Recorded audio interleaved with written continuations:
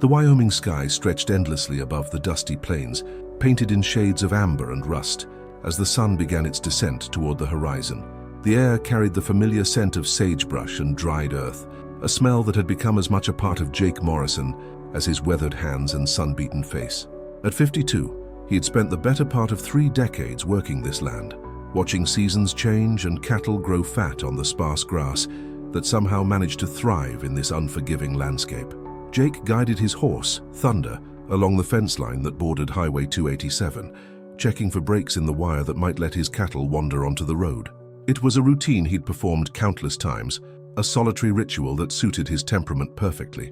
The silence out here was complete, except for the occasional cry of a red-tailed hawk circling overhead, or the distant lowing of cattle settling in for the evening. He had always preferred the company of animals to people. They were honest, predictable, and never asked questions he couldn't answer. Unlike his ex-wife Sarah, who had left him 5 years ago with a suitcase full of complaints about his inability to open up, his reluctance to talk about feelings, and his stubborn attachment to a way of life she called deliberately isolated, the divorce had been finalized just as the winter winds began to howl across the plains, and Jake had spent that entire season learning to cook for one, sleep alone, and talk only to his dogs and horses. The ranch house, a modest 2-story structure his grandfather had built in 1952, sat like a lonely island in an ocean of grass. Most evenings, Jake would return there after checking the animals, heat up something simple for dinner, and fall asleep watching old westerns on a television that picked up only 3 channels reliably. It wasn't much of a life by most people's standards, but it was his, and he had convinced himself it was enough. On this particular evening in late September, as the first hints of autumn began to color the cottonwood trees along the creek, Jake noticed something unusual near the old bus stop that hadn't been used in years. The county had discontinued the route when the last family with school-age children had moved away, leaving behind a rusted sign and a small wooden shelter that now served mainly as a roosting spot for barn owls. At first, he thought it might be a bundle of old clothes someone had dumped there. People sometimes used the remote location as an illegal dumping ground, leaving behind everything from broken appliances to bags of household trash. But as Thunder drew closer, Jake realized the bundle was moving slightly, stirring in the evening breeze. He dismounted slowly, his boots hitting the hard-packed earth with a soft thud. Years of ranch work had taught him to approach unexpected situations with caution. Wild animals, injured cattle, even dangerous debris could pose threats out here where help was miles away. But what he found huddled against the weathered wooden shelter wasn't dangerous at all. It was a girl, maybe 8 or 9 years old, with tangled brown hair and clothes that looked like they hadn't been washed in days.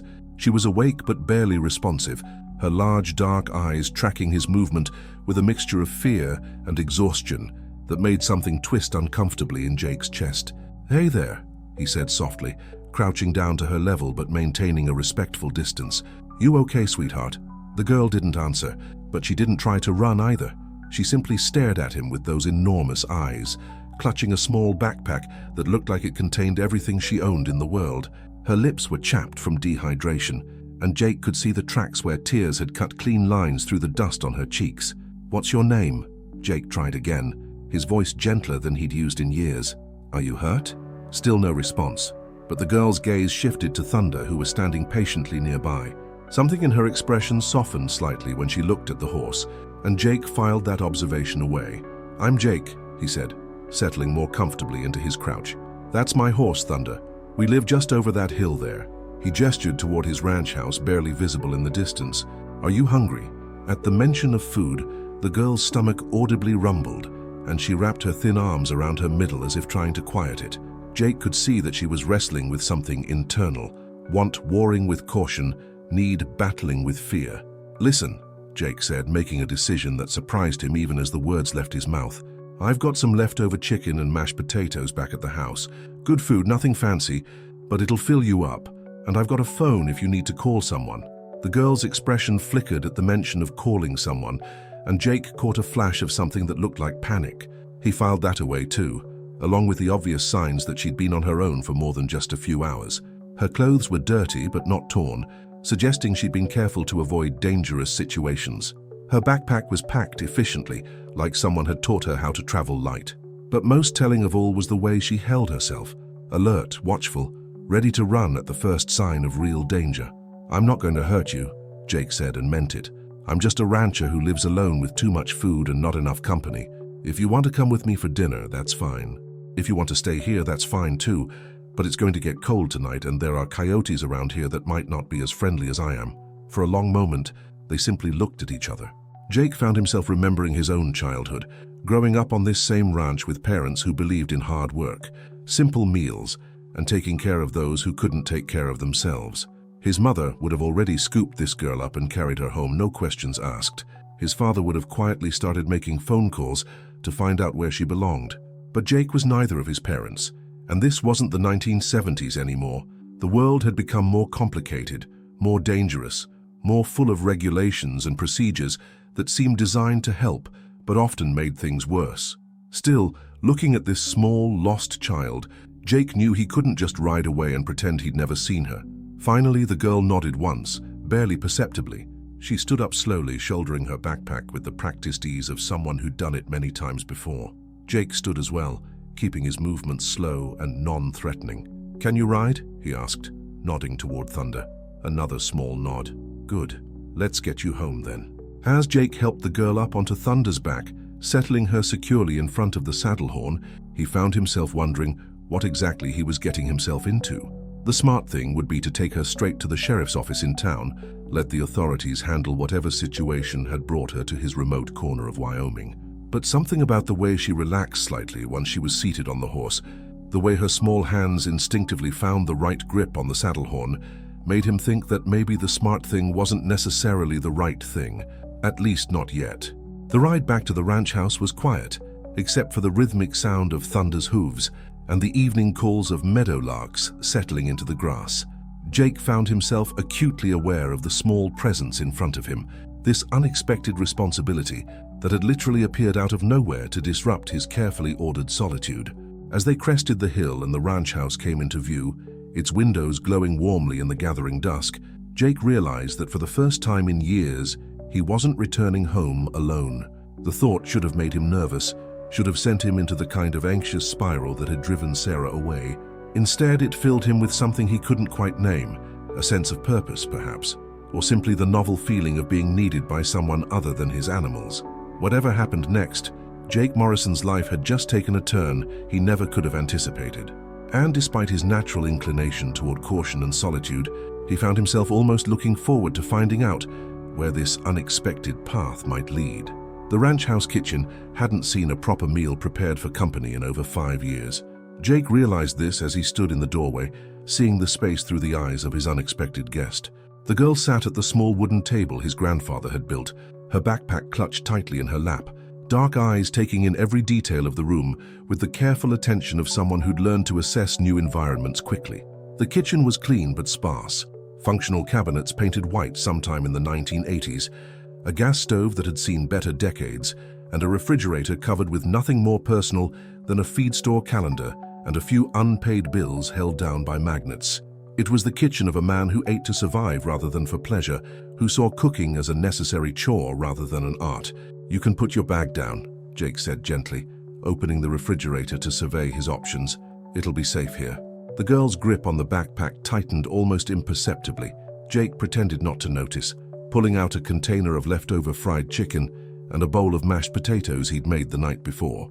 They weren't fancy, but they were filling, and right now that seemed more important than impressing anyone with his culinary skills.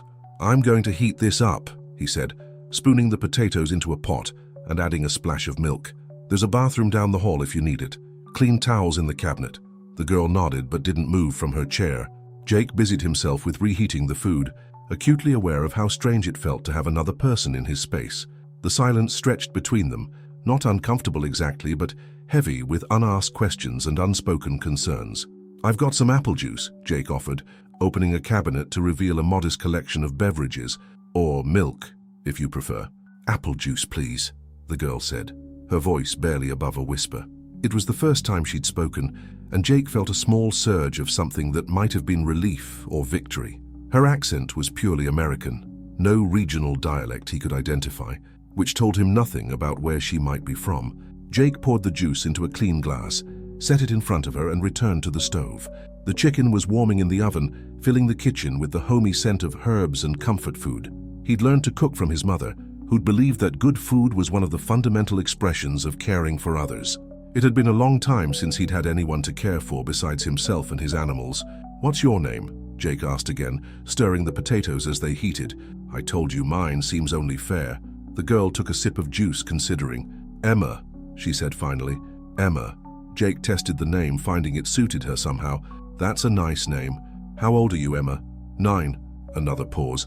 "Almost 10. Almost 10. Jake nodded, pulling plates from the cabinet. "That's a good age. Old enough to be independent, young enough to still believe in possibilities." Emma looked at him with those serious dark eyes, as if weighing his words for hidden meanings.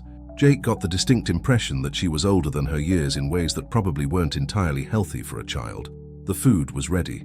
Jake dished up generous portions onto both plates, set one in front of Emma, and took his own seat across from her. The table was small enough that they weren't far apart, but Jake was careful to give her space, to avoid any movements that might seem threatening or overwhelming. "Go ahead," he said, cutting into his own chicken. "It's better when it's hot." Emma picked up her fork with the careful manners of a child who'd been taught proper table etiquette, but there was something desperate in the way she ate, as if she wasn't entirely sure when her next meal might come. Jake pretended not to notice, making casual conversation about the ranch, the weather, the horses in his barn.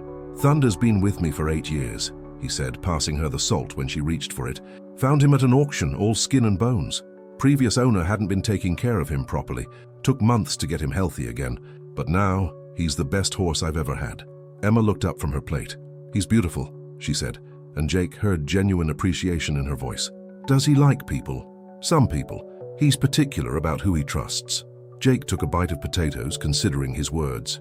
"Animals are good judges of character, I think. They can sense things about people that we might miss." "What did he sense about me?" Emma asked, and Jake was struck by the intelligence in the question, the way she seemed to be testing him as much as he was trying to understand her. "That you're someone who's been hurt, but hasn't let it make you mean," Jake said honestly. "That you know how to be gentle with things that are bigger and stronger than you are. That you're careful, but not afraid." Emma digested this along with her food, her expression thoughtful. Jake found himself wondering about her story, about what circumstances had brought a 9-year-old girl to an abandoned bus stop in the middle of nowhere, Wyoming. But he'd learned patience from years of working with spooked animals, and he knew that pushing too hard too fast was the surest way to send someone running. "Are you going to call the police?" Emma asked suddenly, her fork pausing halfway to her mouth. The question hung in the air between them, loaded with implications Jake wasn't sure he was ready to examine. The honest answer was that he should call the authorities, should report finding an unaccompanied minor, and let the proper agencies handle the situation. But something in Emma's voice, the carefully controlled fear behind the question, made him hesitate. "Do you want me to call them?" Jake asked instead. Emma's grip tightened on her fork. "I don't know," she said quietly. "I don't know who I want you to call." It was an odd answer, but Jake sensed layers of meaning in it that he wasn't equipped to unpack just yet. Instead, he made another decision that surprised him. "How about we worry about that tomorrow?" he said. "Tonight you can sleep in my spare room. It's not fancy, but it's clean and warm. We can figure out the rest in the morning." Emma's shoulders relaxed slightly, tension she hadn't realized she was carrying flowing out of her small frame. "Thank you," she said, and Jake heard years of weariness in those two simple words. They finished their meal in comfortable silence, the kind that comes when two people have reached an understanding without needing to spell out all the details. Jake found himself studying Emma covertly, noting the way she ate every bite of food on her plate, the way she sat straight in her chair despite her obvious exhaustion, the way she kept glancing toward the windows as if checking escape routes. After dinner, Jake showed Emma to the spare room, a small but tidy space that had once been meant for children he and Sarah had never had. The bed was made with clean sheets, and there was a small dresser and a window that looked out over the pasture where his horses grazed. "Bathrooms across the hall," Jake said, handing her a clean towel. "If you need anything during the night, just holler. I'm a light sleeper." Emma nodded, clutching her backpack. "Mr. Morrison," she said as he turned to leave. "Just Jake," he corrected gently. "Jake," she repeated. "Thank you for the food, and for not asking too many questions." Jake paused in the doorway, struck by the adult way she'd phrased her gratitude. "Everyone deserves a safe place to sleep and a good meal," he said. "No questions required." As he closed the door behind him, Jake found himself standing in the hallway of his own house. marveling at how different it felt with another person in it. The walls seemed less confining, the silence less complete. For the first time in years, he wasn't the only heartbeat in the building, wasn't the only person breathing the air that moved through these rooms. He went to his own bedroom, but sleep was elusive. Instead, he lay in the darkness, listening to the small sounds of Emma settling into the spare room, wondering what morning would bring and whether he was making the right choice in not immediately contacting the authorities. Jake woke before dawn, as he had every day for the past 30 years. The habit was so ingrained that he rarely needed an alarm clock. His body simply knew when it was time to tend to the animals, check the fences, and begin another day of the endless cycle that defined ranch life. But this morning was different. This morning he lay in bed for an extra few minutes, listening to the sounds of his house and remembering that he wasn't alone. The spare room was quiet, but Jake could sense occupancy in a way he couldn't quite explain. It was something about the quality of the silence, the way the house felt lived in rather than merely inhabited. He dressed quietly in his usual work clothes, worn jeans, a flannel shirt and boots that had seen more miles than most cars, and made his way to the kitchen to start coffee. Emma was already there. She sat at the kitchen table in the same clothes she'd worn the night before, her hair somewhat neater than it had been, but still showing signs of having been slept on. Her backpack was beside her chair, and she was looking out the window at the horses in the near pasture, her expression thoughtful and alert. "Morning," Jake said softly, not wanting to startle her. "You're up early." "I always wake up early," Emma replied, turning to look at him. In the morning light streaming through the window, Jake could see details he'd missed the night before. She had a small scar above her left eyebrow, barely visible unless you knew to look for it. Her clothes, while clean, showed signs of wear that suggested they'd been her only outfit for some time. But most telling were her eyes. They held a wariness that no 9-year-old should have. "Coffee?" Jake asked, then caught himself. "Or I could make hot chocolate. Might have some cocoa mix somewhere." "Coffee's fine," Emma said, which surprised him. "I drink it sometimes." Jake poured 2 cups, adding milk and sugar to both without asking. He'd learned that most people who said they drank coffee at Emma's age usually meant they drank coffee-flavored milk. She accepted the cup gratefully, wrapping her small hands around it for warmth. "Sleep okay?" Jake asked, settling into his chair. Emma nodded. "The bed was comfortable, thank you." She paused, studying his face over the rim of her cup. "What do you do all day on a ranch?" Jake found himself smiling slightly. "Depends on the season. Right now I'm getting ready for winter. Checking fences, making sure the cattle have access to water, cutting and storing hay. There's always something that needs fixing or maintaining." "Can I help?" The question caught Jake off guard. He'd expected many things from this conversation. Questions about when he'd call the authorities, requests to use the phone, maybe even an attempt to leave. But an offer to help with ranch work hadn't been on the list. "It's hard work," he said carefully, "and some of it can be dangerous if you don't know what you're doing." "I'm not afraid of hard work," Emma said quietly, "and I learn fast." There was something in her tone that made Jake believe her, a quiet confidence that suggested she'd had to adapt quickly to new situations before. He found himself considering the offer more seriously than he probably should have. "Tell you what," he said finally, "you can come with me to feed the horses this morning. See how you do with that, and we'll go from there." Emma's face brightened with the first genuine smile Jake had seen from her. It transformed her entire appearance, making her look more like the child she actually was, rather than the wary stranger who'd been sitting across from him. After breakfast, scrambled eggs and toast that Emma ate with the same careful completeness as the night before, they walked out to the barn together. The morning air was crisp with the promise of autumn, and Jake could see his breath in small puffs as they crossed the yard. Emma walked beside him, her shorter legs taking 2 steps for every one of his, but she kept up without complaint. The barn was Jake's favorite place on the ranch. It smelled of hay and leather, horses, and honest work. The 5 horses he kept came to their stall doors as he and Emma approached, whickering softly in greeting. Thunder, the horse from the night before, stretched his neck over his stall door, clearly remembering Emma. "He likes you," Jake observed, as Emma tentatively reached up to stroke Thunder's nose. "I like him too," Emma said softly. "We had horses where I used to live." It was the first specific reference she'd made to her past, and Jake filed it away carefully. "Where was that?" Emma's hand stilled on Thunder's neck. "Colorado," she said after a moment. "Near Denver." "That's a long way from here," Jake said neutrally.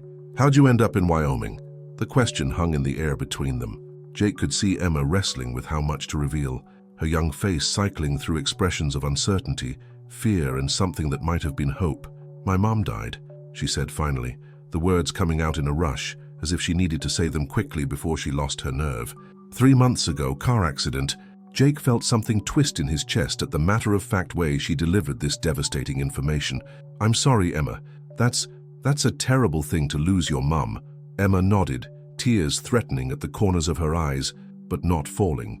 "The state people, they wanted to put me in foster care, but the family they found..." She trailed off, shaking her head. "What about your dad?"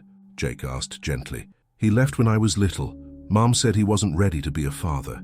Emma's voice was steady, but Jake could hear the years of hurt beneath the words. "It was just me and her until she died." Jake began measuring out grain for the horses, giving Emma a moment to compose herself while he processed what she'd told him. The picture was becoming clearer. A girl who'd lost her only parent, been placed in an unsuitable foster situation, and had somehow made her way from Colorado to Wyoming on her own. "The foster family," Jake said carefully. "They didn't treat you well?"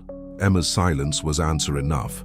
Jake felt a familiar anger rising in his chest, the same feeling he got when he saw animals that had been mistreated or neglected. Some people had no business being responsible for vulnerable creatures, whether they walked on 2 legs or 4. "So you left," he said, and it wasn't a question. "I took the bus as far as my money would go," Emma said quietly. "I thought maybe I could find work on a ranch somewhere. I'm good with animals and I know how to work hard. Mum taught me that." Jake handed her a coffee can full of grain. "Here, pour this into Thunder's feed bucket. Not too fast. He gets excited about breakfast." Emma took the can, grateful for something to do with her hands. As she fed Thunder, Jake found himself marveling at her composure. 9 years old and she'd buried her mother, escaped a bad foster situation, traveled hundreds of miles alone, and was now matter-of-factly discussing finding work to support herself. It was impressive and heartbreaking in equal measure. "Emma," Jake said as she finished with Thunder's grain, "what you did, leaving that foster home, making it this far on your own, that took a lot of courage. But you can't keep running forever. Eventually, someone's going to have to help you figure out a more permanent solution." Emma's shoulders tensed. "Are you going to send me back?" The question was asked in a small voice that tried to hide fear behind resignation. Jake looked at this brave, damaged child, who'd literally appeared in his life like something out of a story, and made another decision that surprised him. "Not today," he said firmly. "Today, we're going to finish feeding the horses, check the fence in the south pasture, and see if you really are as good at ranch work as you think you are. Tomorrow, well, we'll figure out tomorrow when it gets here." Emma's smile was radiant, transforming her face once again. "Thank you, Jake. You won't regret it, I promise." As they continued with the morning chores, Jake found himself hoping that was true. He'd taken in strays before, horses, dogs, cats, even an injured hawk once, but never a human child. The responsibility felt different, more complex, weighted with implications he wasn't sure he was prepared to handle. But as he watched Emma work, saw the careful way she handled the animals and the quiet competence with which she approached each task, Jake began to think that maybe, just maybe, they could help each other in ways neither of them had expected. 3 weeks had passed since Jake Morrison found Emma at the abandoned bus stop, and his life had changed in ways he never could have imagined. The ranch house that had once echoed with solitude now hummed with the quiet energy of shared living. Emma had proven herself to be everything she'd claimed: hardworking, quick to learn, and possessed of an almost intuitive understanding of animals that impressed even Jake's experienced eye. She'd settled into a routine that felt surprisingly natural. Each morning, she'd wake before dawn and help with the feeding. During the day, she'd work alongside Jake, learning to mend fences, check water systems, and handle the 100 small tasks that kept a ranch running. In the evenings, they'd eat dinner together, and Emma would do homework from a correspondence course Jake had quietly arranged through the county school district. But Jake knew their arrangement couldn't last indefinitely. The question of Emma's legal status hung over them like a storm cloud on the horizon, and he'd spent sleepless nights trying to figure out the right path forward. Emma had given him the name of the foster family in Colorado, and Jake's discreet inquiries had confirmed her story. They'd reported her as a runaway, but their relief at not having to deal with a difficult child had been obvious even over the phone. On this particular morning in mid-October, with the cottonwoods along the creek blazing gold and the first hard frost whitening the grass, Jake made a decision.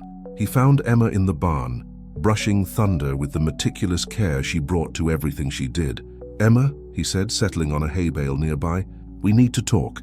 She looked up, her dark eyes immediately alert to the seriousness in his tone. Over the past 3 weeks, she'd learned to read Jake's moods, as well as he read those of his animals. "Is everything okay?" "That depends," Jake said carefully. "I've been thinking about your situation, about what's best for you long term, and I think it's time we made some official arrangements." Emma's hand stilled on Thunder's coat. "You're sending me back," she said, her voice flat with resignation. "No," Jake said quickly. "Actually, I was hoping you might want to stay. Permanently." Emma blinked, clearly not having expected this response. "What do you mean?" Jake took a deep breath, aware that he was about to change both their lives irrevocably. "I mean, I'd like to apply to become your legal guardian, if you want that too." For a moment, Emma simply stared at him. Then, to Jake's alarm, tears began streaming down her face. But before he could wonder if he'd said the wrong thing, she dropped the brush and launched herself at him, wrapping her thin arms around his neck in a fierce hug. "I thought you were going to make me leave," she sobbed into his shoulder. "I thought I wasn't good enough, that I was too much trouble." Jake felt his own eyes sting as he awkwardly patted her back. "Emma, you're not trouble. You're—" He paused, searching for the right words. "You're the best thing that's happened to this place in years. You've made it feel like a home again instead of just a place where I sleep." They held each other for a few minutes, this unlikely pair who'd found family in the most unexpected circumstances. Finally, Emma pulled back, wiping her eyes with the back of her hand. "What would that mean exactly if you became my guardian?" "It means you'd live here permanently. You'd go to school, probably in town at first, though we could look into homeschooling if you prefer. It means I'd be legally responsible for you, and you'd be legally part of this family." Jake smiled slightly. "It means you'd help me run this ranch if you want to. I'm not getting any younger, and I could use a partner who knows the difference between a good horse and a great one." Emma's smile was radiant. "I'd like that. I'd like that very much." "Good," Jake said, feeling a warmth in his chest that had nothing to do with the autumn sun streaming through the barn door. "But I have to warn you, the process isn't going to be simple. There will be social workers, background checks, home visits, court hearings.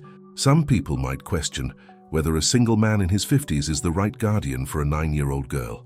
"But you are," Emma said with fierce certainty. "You're the rightest person I've ever met." Jake felt his throat tighten at her words. "Well, we'll make sure the court sees it that way too." The next few months passed in a blur of paperwork, interviews, and legal proceedings.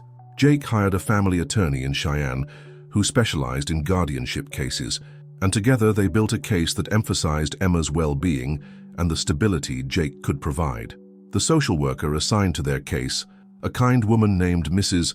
Rodriguez, visited the ranch several times and was impressed by the obvious bond between Jake and Emma, as well as Emma's thriving physical and emotional health. The court hearing was scheduled for a cold December morning. Jake wore his best suit, the same one he'd worn to his divorce proceedings 5 years earlier, and Emma wore a dress they'd bought together in town, navy blue with small white flowers. She looked nervous but determined as they sat in the courthouse waiting room.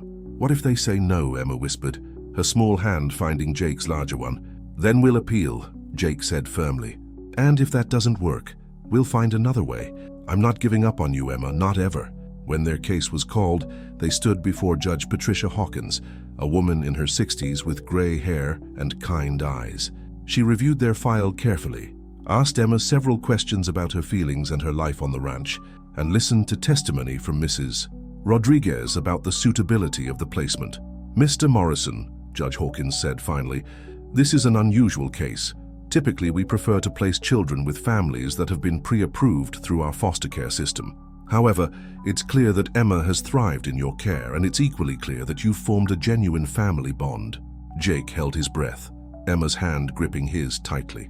"Furthermore," the judge continued, "Emma has made her wishes known clearly and consistently. She wants to stay with you, and in my opinion, that desire should carry significant weight in our decision." Jake felt Emma tense beside him. "Therefore," Judge Hawkins said, her voice warming, "I'm granting the petition for guardianship. Mr.